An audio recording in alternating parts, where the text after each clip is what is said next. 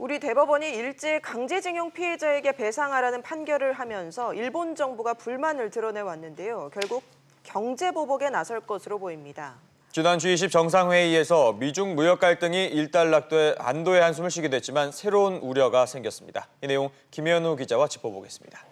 김 기자, 네. 일단은 일본 정부가 우리나라의 이 수출, 첨단 소재 수출을 규제한다면서요? 네, 일본 산케이 신문은 오는 4일부터 세계 필수 소재의 한국 수출 규제를 강화한다고 보도했습니다. 예. 반도체를 만들 때 꼭 필요한 리지스트와 에칭가스, 그리고 OLED 디스플레이에 필요한 플루오린 폴리이미드가 규제 강화 대상인데요.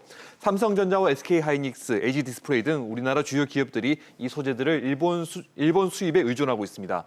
규제 강화로 수출 허가 신청과 심사 기간이 길어지면 반도체, 디스플레이 등을 생산하는데 차질이 생길 수 있습니다.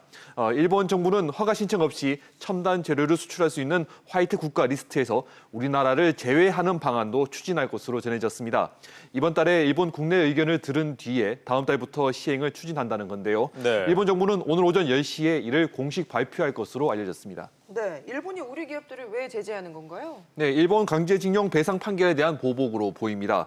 지난해 10월 우리나라 대법원이 미쓰비시 중공업에 일제 강제동원 피해자 1인당 9천만 원을 배상하라는 판결하는 등 강제징용 피해자들이 승소하면서 다음 달 전범기업 재산 매각이 진행될 것으로 전망되는데요. 이에 대해 일본 정부가 수출 규제라는 경제 보복에 나선 것으로 분석됩니다. 네, 미중 정상이 무역 갈등 확전을 막고 좀 힘들 틈 없이 바로 또 새로운 고민거리가 생기는 셈이군요. 네, 최악의 경우 우리나라 반도체 생산이 멈출 수도 있기 때문에 정부와 기업들도 대책 마련에 나서고 있습니다. 정부는 산케이 신문 보도의 진위 여부를 파악하면서 기업들을 만나 소재 수급 대책을 점검한 것으로 알려졌습니다. 네. 아직까지 일본 정부에서 수출 규제를 강화한다는 통보는 없었다고 합니다.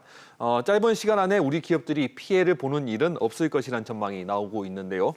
일본의 반도체 소재 공격에 대비해 물량을 많이 확보했고 보도에는 소재 수출을 전면 금지하는 내용이 없기 때문입니다.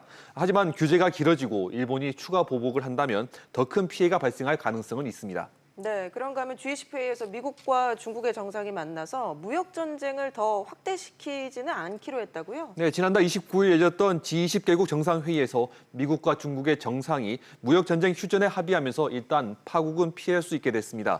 트럼프 대통령은 회담 종료 후 기자회견에서 추가 보복 관세 부과를 보류하는 대신 미중이 무역 협상을 재개하는 데 합의했다고 밝혔습니다. 또 국가 안보와 큰 관련이 없다면 미국 기업들이 화웨이에 장비를 판매할 수 있다며 화웨이 제재 완화를 약속했습니다. 이 같은 트럼프의 발언에 화웨이 등 중국 기업에 대한 반도체 수출이 줄어드는 악재는 당분간 없을 것으로 분석됐는데요. 하지만 근본적인 입장차 때문에 양국의 협상은 장기화될 것으로 예상됩니다.